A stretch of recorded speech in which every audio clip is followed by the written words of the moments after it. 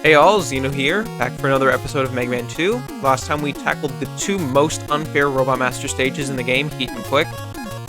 Today is going to be improving a little. The level design in the remaining 6 stages is far better. I guess I'll save the best for last, but maybe we'll go in like quasi-weakness order here. I kind of want to show off the Metal Blade, since now I have the opportunity to do so. We can get into how broken that is. That's everyone's favorite thing about this game, the Metal Blade. How broken it is. It certainly is. Metal Man stage is probably one of the better designed. It's probably like second or third in terms of design. The gimmicks here are quite quality. Stage looks fine. Now, these press things have a really strange property, which I only became aware of a couple years ago. I used to think you could always jump through the chain, just because, like, the timing of it, but no. The way these work, and I'm assuming this is some sort of bug, is that you can jump through the chain when it's rising, but not when it's falling. If you try and hit the chain when it's falling, boom, you get hit. But when it's rising, you can go through it for some reason. Always found that a bit strange.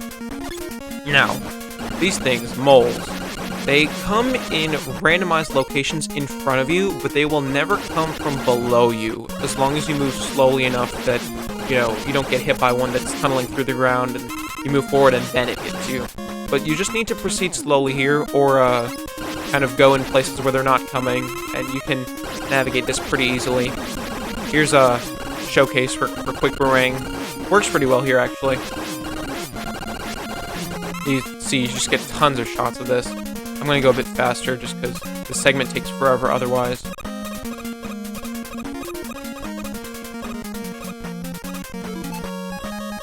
Here's a extra life for anybody that has the items. Item 2 can also get this extra life, if you have it.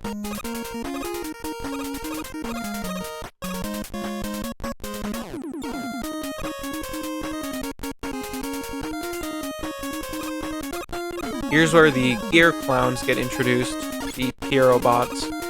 I like these guys. If you shoot the gear, the clown falls off, but if you shoot the clown, the gear keeps going, so you can kind of sabotage them by shooting the gear preemptively like that. That's always fun. Of course, they're not too hard to take down regularly, so...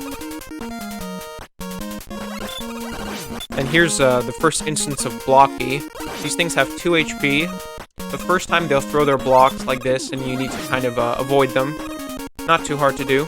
On normal mode, they actually just die in one hit, so you never get to see this attack, but here in difficult mode, they toss once and then they're dead.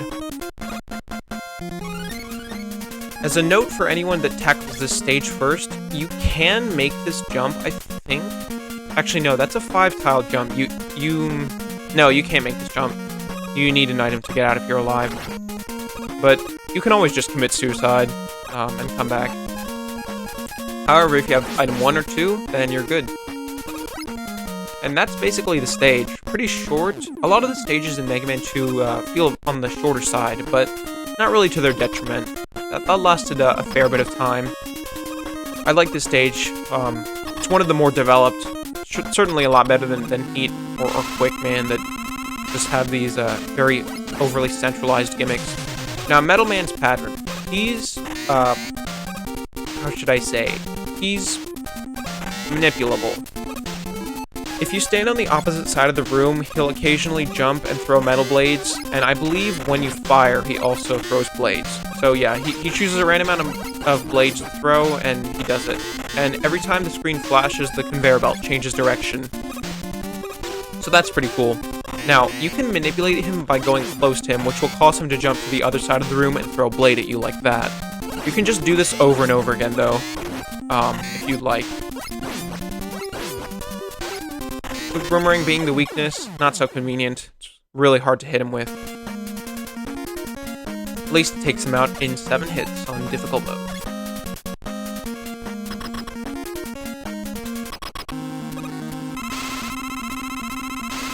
I haven't really talked much about the music, aside from Heat Man's being repetitive and this tune being a bit better. The boss music is kind of catchy. I do want to note it plays for every boss in the game, which have a little bit of a dislike for. I appreciate how in Mega Man 1 and 3 there are fortress boss themes. Kind of adds to the suspense, so to speak. Even though I know Mega Man 4, 5, and 6 also didn't have original fortress boss themes. So here's the Metal Blade. Now we're going to do a lot of destruction with this thing. I think the best stage to show it off is probably Bubble Man, so we'll do that. This thing completely tears ass. There's also a little cool exploit involving the pause glitch I like to show off in Bubble Man stage, purely because I use it almost every time I play this game.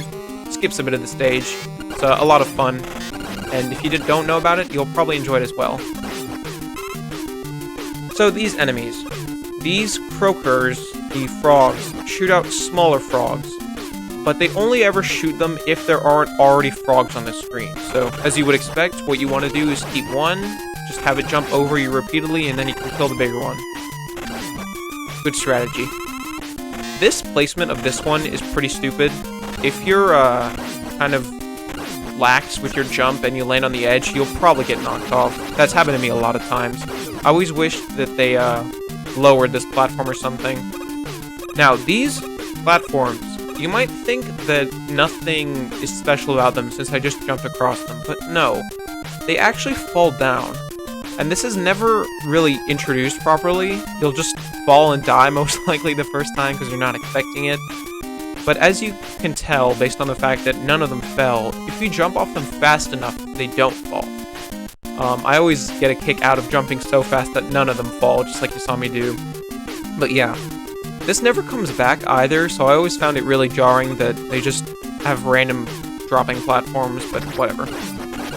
So here are these little snail bots, or I think they're called crabots, but anyways. You hit them once, their shell flies off and they get a bit faster, so I guess the aim is to just not hit them at all. Or you can just kill them with the Metal Blade, which is really broken. This thing has 4 shots per ammo bar, by the way. That's not as much as Quick Boomerang, but still way, way too much.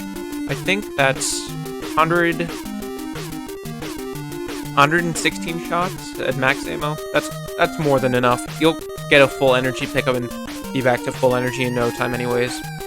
Here's where the exploit I'm talking about occurs. What you want to do is fall down and hold right, and then begin pausing wildly like this. What you're trying to do is get as far to the right underneath this platform as possible. You'll see what this does in a second. So you can see every time I pause, my vertical momentum is reset, and I'm able to go slightly farther horizontally. That's what you're trying to do here. You'll know you've made it once you're like about 3 or 4 blocks in. I think that should be enough. Either way, I'm just going to keep going just so that I have assurance that this works. Because really, who wants to play more of Bubble Man stage? I think that's far enough. Now, what you want to do here is jump and hold left. And zip. You've skipped a bunch of the stage, including jellyfish enemies, which are kind of unremarkable, but basically, to sum it up, what we missed is a few jellyfish that spawn from the top of the screen, and they kind of rotate trying to hit you. Not very exciting. That fish mini-boss has a shrimp generator, which is kind of cool. Like, that mini-boss is fine. You hit the glowing part on the top of its head, kill it. Pretty well signaled. Now, this last part has crabs falling from the sky. The pattern here is one falls ahead of you, then one falls behind you, so just try not to get tripped up as you're jumping. Like, if I went too fast... Okay, never mind, they stopped spawning. If you go too fast, you run the risk of getting knocked off by the front crab, though. So just take your time, you'll be fine. Bubbleman himself is another pretty manipulable Robot Master. What he does is he'll shoot 3 bubbles like this, and then when you're at the same Y level as him, he'll shoot at you, yeah. The strategy here is basically just to stay close to him, and then jump when he gets close to you, just like you see me doing pretty much.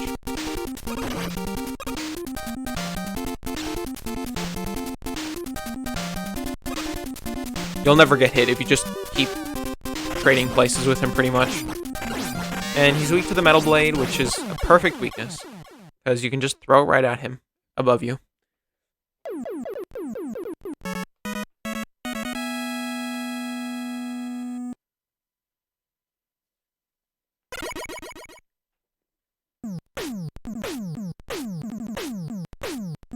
Now, the Bubble Lead. So we go with probably the most broken weapon ever to exist in Classic Mega Man in the form of the Metal Blade to one of the worst weapons ever in Classic Mega Man with the Bubble Lead. To explain is a bit too deep of a chore right now, but you'll see later that it really has far little effect on way too many things. It dings off of so many enemies in this game. It only has really good uses against certain bosses and a handful of enemies I can remember. It has decent usage in Woodman stage, which is why I saved it for a bit later. Either way, that's it for now. Thanks for watching, hope you enjoyed, and I'll see you next time.